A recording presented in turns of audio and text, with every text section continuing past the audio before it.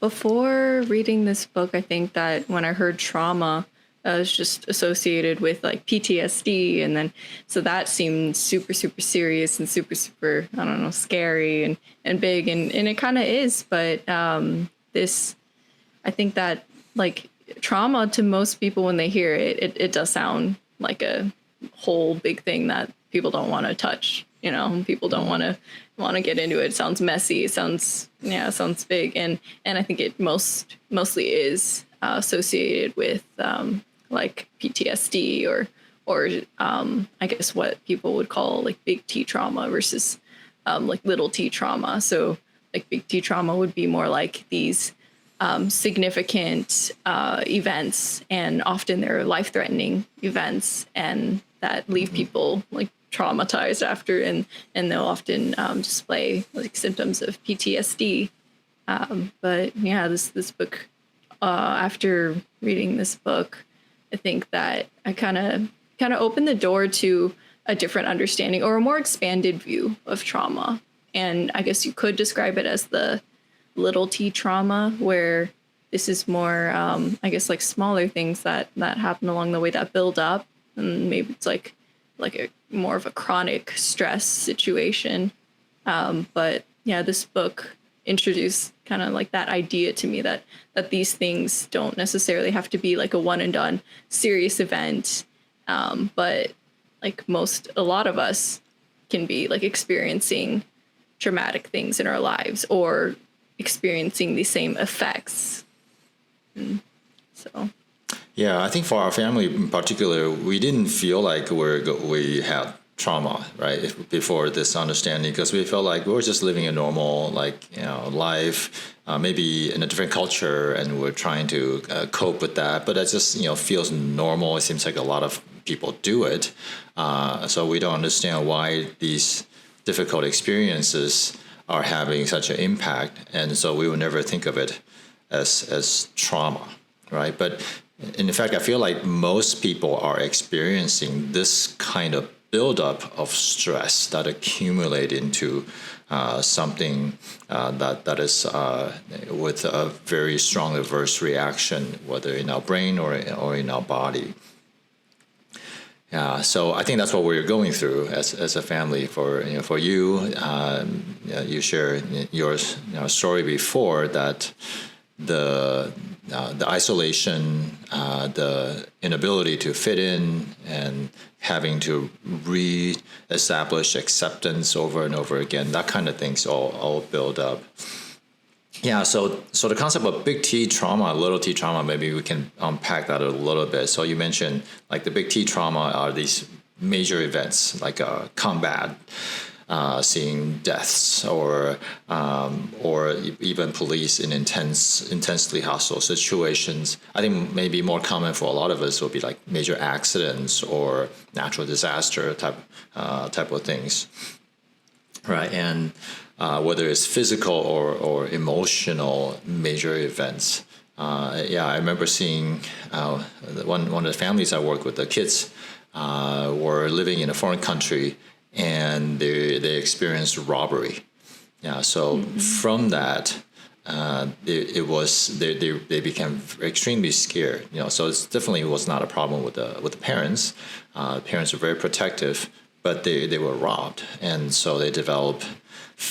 These young kids, elementary school age kids, develop strong fears. They were not willing to go to the bathroom by themselves. They cannot stay home. They have to sleep with their parents.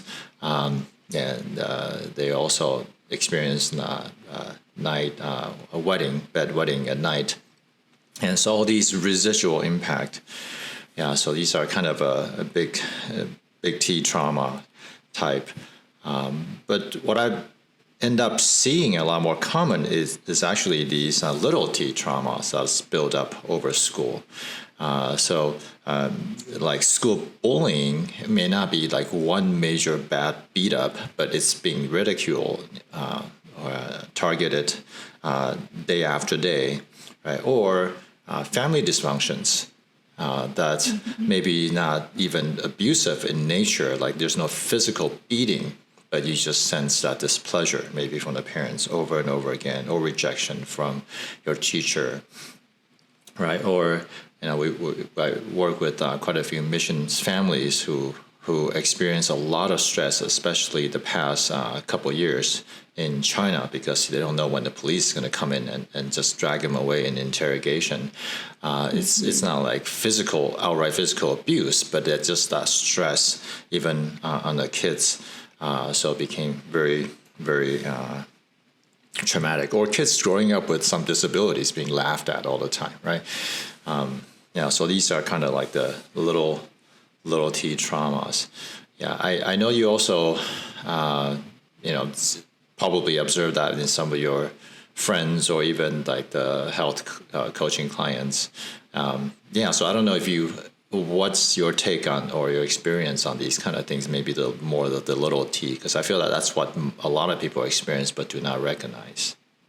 Yeah, I guess one thing that this characterization of the big T versus little T trauma, I think that it makes it sound like little T is like not so much of a big deal, but I think it's like it's just as bad, and sometimes it can be worse. But one interesting thing I've heard about this is from actually Jordan Peterson's lectures, and he was talking about, I guess, these thoughts or ideas on development and trauma and health. And he talked about how more of the psychoanalysts like Freud would say that, I guess, he sees trauma as more of something that if trauma occurs when you're young in childhood, then that impacts the health as an adult. But there's this kind of this hypothesis that if you haven't had any trauma in childhood and then you properly develop, then you'll be healthy and mentally sound as an adult. But there's more of this a different thought in the existentialists or more philosophy, where they hold this position that intrinsically, I guess, there's a lot more pain and suffering, and that, I guess, psychopathology is more of a default, and it's just almost innate in human experience. And there's maybe not so much reason to look for these things externally. So maybe it's not a single traumatic childhood event, but this is more just innate into the nature of life as something that is it's just difficult. And there's just a lot of struggle and pain and suffering in life. And so I think that outlook, or that perspective of life and I guess challenges mentally and psychologically, it makes more sense. And I think that also kind of reflects the something in the the big T and little T. And I think that that's more of the little T, the everyday struggles that the majority of people deal with. And it's just, I think it's just more difficult to recognize. And I think in my own experience, what I see is more of the little T. And I think one thing that I am seeing is that I think it's very difficult to recognize that in your own life, or to everybody's super reluctant to call it trauma. And I guess you can see why. Trauma sounds super serious, and trauma sounds like PTSD and these giant events. But I mean, whether you want to call it trauma or not, I think it's still suffering, and a lot of people are still not okay. A lot of people are chronically stressed. So many people have anxiety nowadays. And I think it is the buildup of all of these different environmental factors. And maybe it's not even people or things that are intentionally out to get you, but maybe it's just a combination of a lot of maybe environmental or lifestyle factors. Or relationships that get messy, or just maybe constant stress and social media, different things, different technologies that we have. I think it's really just a buildup of all these things.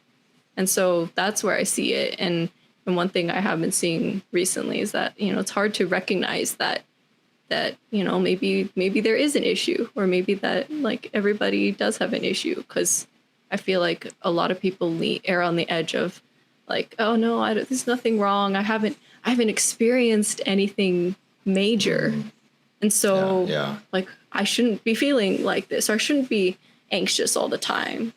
And I think it's hard, because then, if you feel like you shouldn't be anxious all the time, a lot of times when you still do feel anxious, you start to feel like, oh, there must be something wrong with me. And yeah, well, that's someplace I see it pretty commonly. Yeah, that's true. I think a lot of times we don't see it. We're not able to identify it. Like I was working with a man in his 60s, and he came in for depression. I mean, when he came in, it was almost non-functional, right? And then so kind of use your neurofeedback to re-regulate his brain, so he's at least able to process what's happening. And at first, he just thought it was a recent thing. Maybe he was anxious about his mom's health, and that's why he felt overburdened. That he fell into that. But then, digging deeper, the ultimate root is his growing up experience. Ended up in like middle school age to high school through college, and those buildup of disappointments and self-doubt was actually the root. And since it was kind of gradual, and it seems like a common experience of teens growing up, he didn't identify it, right? But it wasn't until we addressed that he became freed, and he's able to process all kinds of recent challenges. He became more resilient as a result.